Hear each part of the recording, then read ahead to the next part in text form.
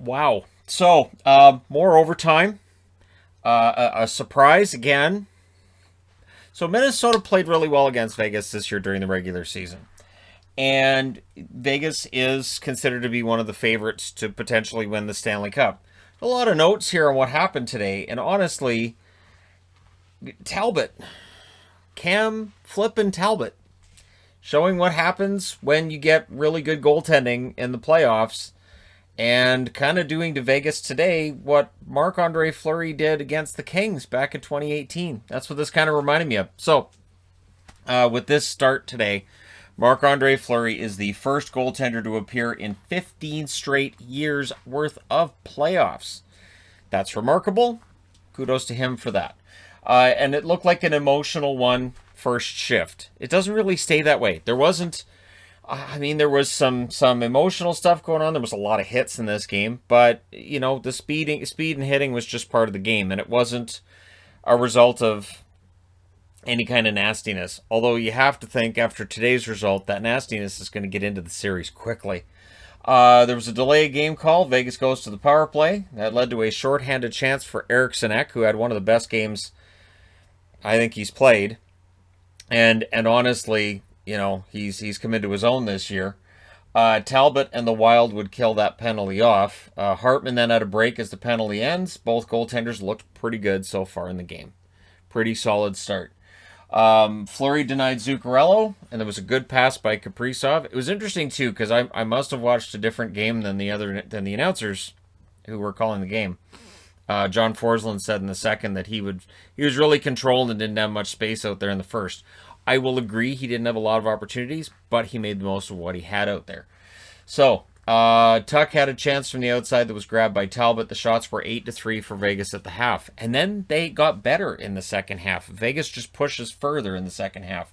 Hartman fires one high. Kaprizov driving the play when he was on the ice. Smith to Karlsson then results in a near miss. Both teams doing their best with shot blocking in that first period. Karlsson had a break on a Bonino turnover. Talbot bails him out, makes the save. Stone, dangerous on most of his shifts in the first period. Shots heavily favor Vegas at this stage of the game.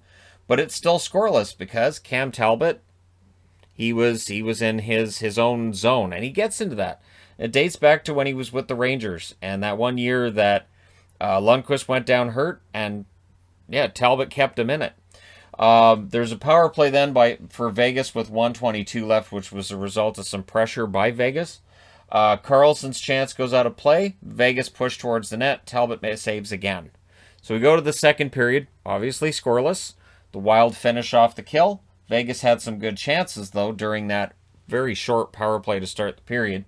Shot attempts in the first period were 38-9 for Vegas. 38-9 shot attempts. So Talbot really saving the day thus far. Hartman had a chance on a Stone turnover that was saved. That's right. Stone turned the puck over and Hartman got a chance there. Ryan Hartman, honestly, has to be kind of crazy tonight. We'll go through the rest of this board and you'll see why. Reeves throwing a lot of hits in his return. He looked good. Hartman was denied. Fleury in playoff form, which is good because it's the playoffs. Vegas press at 6 minutes. Good defensive plays by Suter during that. Better period for the Wild to this stage of the game. Press by Vegas at 9 minutes. Marchessault had a chance, it was stopped. The Wild would counter, and Fleury saves again on Hartman. So Hartman at this stage probably thinking, all right, well, I'm getting chances. Eventually one of them's going to go in for me.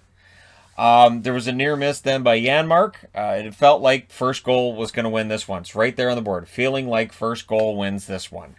So there you go. It just felt like that's the kind of game we were looking at. Hartman playing like a star. Every time Hartman's on the ice, playing like a star. And I think they've got a really good line going with him and Zuccarello and Kaprizov. So not too shabby. Things get scrummy at the Wild net after a Carrier chance. Vegas's fourth line was driving the play pretty well.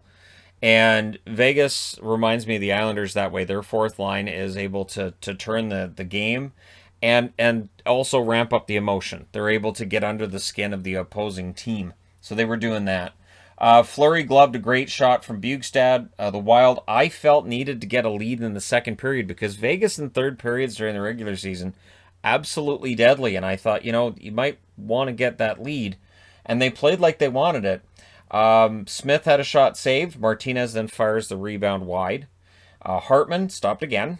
So Hartman, a lot of prime opportunities. Last I saw, he had six high danger chances, and he just couldn't get it today.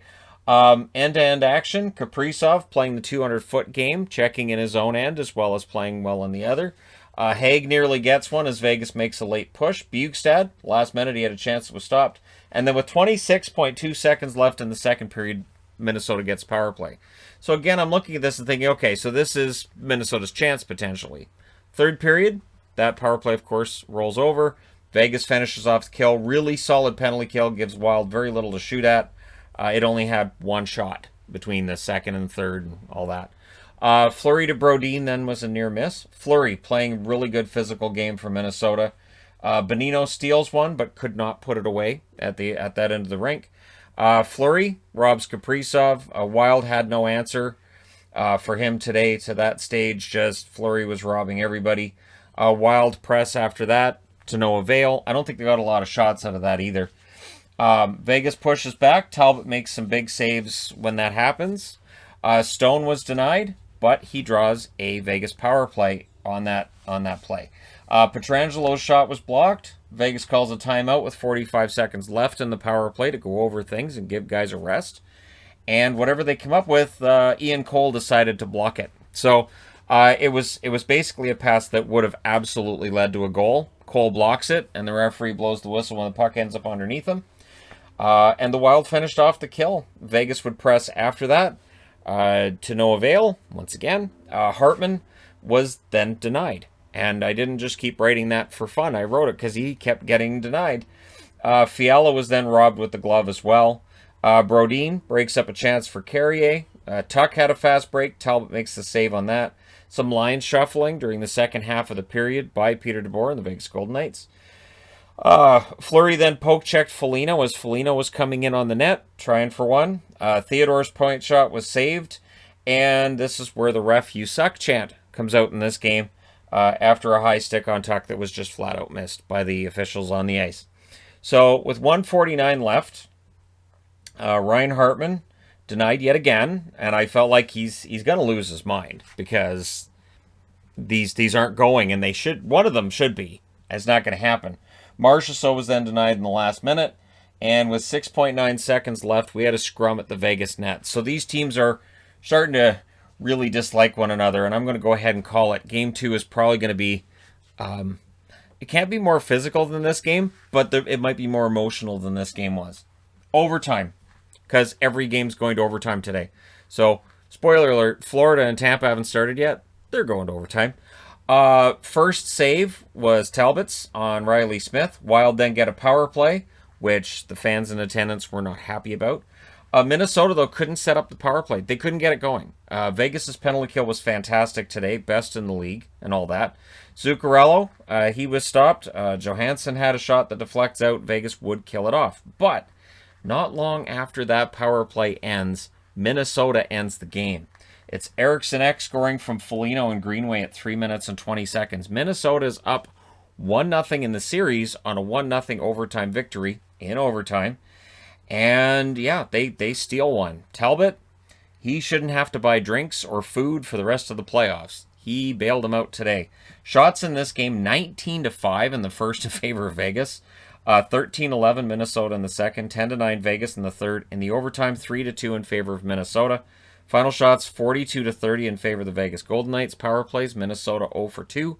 Vegas 0 for 3. Hits, 71-57 Minnesota. It's playoff hockey, boys and girls. That's 128 hits in a game that went 63 minutes and 20 seconds. Block shots, 23-13 for Minnesota.